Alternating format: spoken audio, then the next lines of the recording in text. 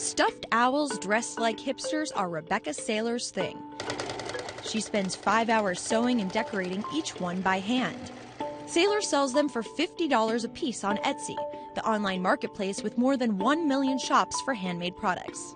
Etsy was the perfect platform for me. They were doing their part to gain customers and elevate the experience of handmade. That is, she says, until Etsy became more corporate. They did make some changes which caused a weird shift in the ecosystem. 16 months ago, Etsy allowed sellers to use manufacturers to produce en masse. The goal was to help sellers grow their businesses while Etsy built greater scale. Saylor sales have slipped 15% since then. The new policy has made it harder for consumers to find her pillows and compete on price. So why not just use a manufacturer to compete?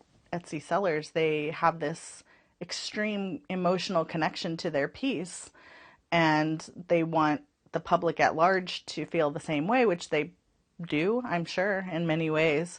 But at the end of the day, it is a business. Etsy was founded a decade ago by Rob Kalin and 2 friends.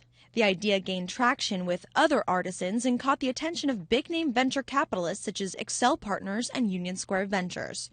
Over time, though, success bred conflict, and Kalin rejected any stray from the company's core values and left in 2011. Now, sources say the company is preparing for a $300 million IPO. The new policies could help it look more attractive to Wall Street. Etsy charges 20 cents for each listing and 3.5% commission from each sale. The more transactions, the better. Etsy declined to comment on the policy changes in the IPO. Kalin did not respond to requests seeking comment.